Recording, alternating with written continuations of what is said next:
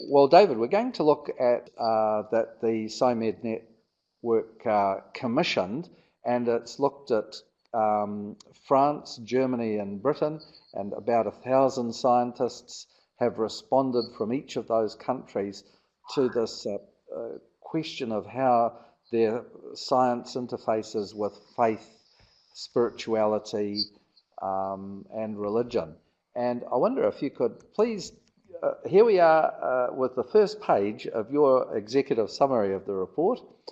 Health approaches in these different countries. This is fascinating. What's the main finding for you off this particular data? Well, I think if you look at actually, before we just do that, let me just give you a little bit of background on the survey, which may be of interest to people. And that is that the idea was initiated by Rupert Sheldrake, and Rupert had the feeling and was approached by the Salvia Foundation for some ideas. He had the feeling that quite a lot of scientists might have had interesting experiences or be practicing or be open to religion and spirituality, but wouldn't really admit it to their colleagues.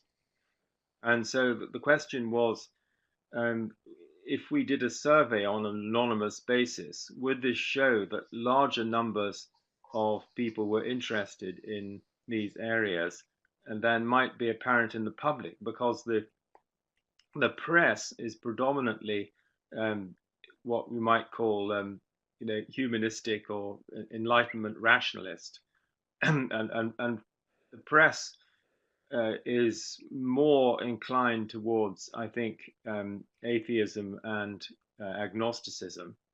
And so they tend to exaggerate, I think, the extent to which science is associated with atheism and agnosticism. So that's a bit of background. Now, we asked quite a number of different questions, as you'll see from the survey. And if you look at this particular page, the striking thing is the difference in the different countries of complementary medicine, use of complementary medicine. We asked if people had used any of these approaches personally in the last 5 years. And so you'll see that France is 40%, this is homeopathy, Germany 32%, UK 5%. And there's a similar low figure, there's a higher figure in Germany, as you could see, for herbal medicine and naturopathy. And the naturopathy is striking in Germany with only 8% and 2% in UK and France. And then French seem to be much higher on chiropractic,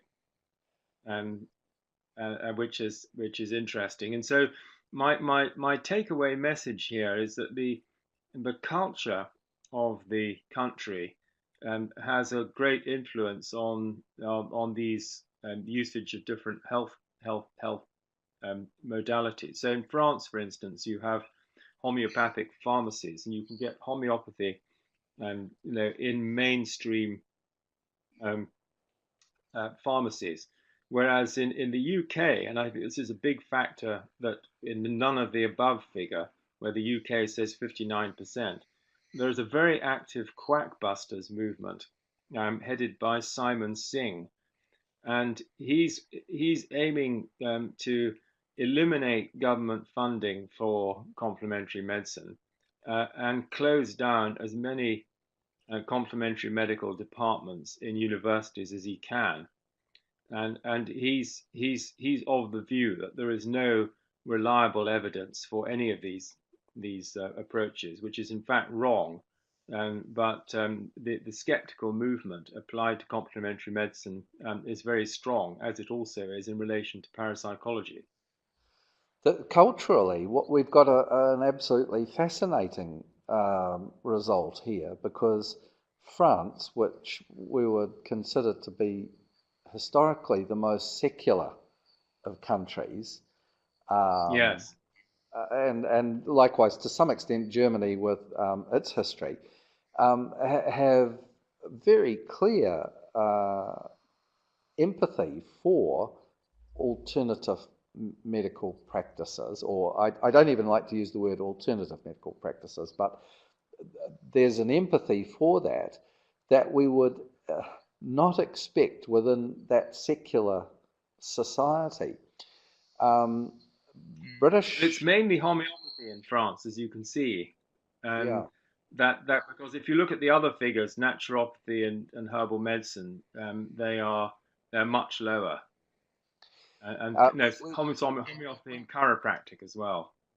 yeah, we a group of us went through the survey, and we were really interested in these regional variations. But in the New Zealand context, I would hazard a guess that we would mirror almost exactly the British or the Okay, UK understanding, interesting. simply because of the colonial movement.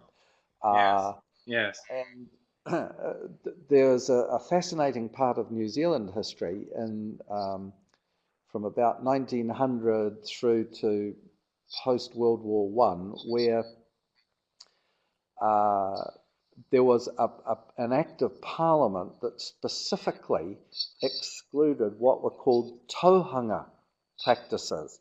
These were the medical practices of the indigenous Maori people. And the suppression Okay, of the interesting. Tauhanga Act um, was considered to be a kind of a breakthrough thing in terms of improving Maori health. Uh, and I would be unsurprised if there weren't similar kinds of exclusionary things going on in different ways in UK, France, and Germany. But some things have made it through, as it were. And when you said about Simon Singh, I mean, very famous in terms of writing books about mathematics and code breaking, etc.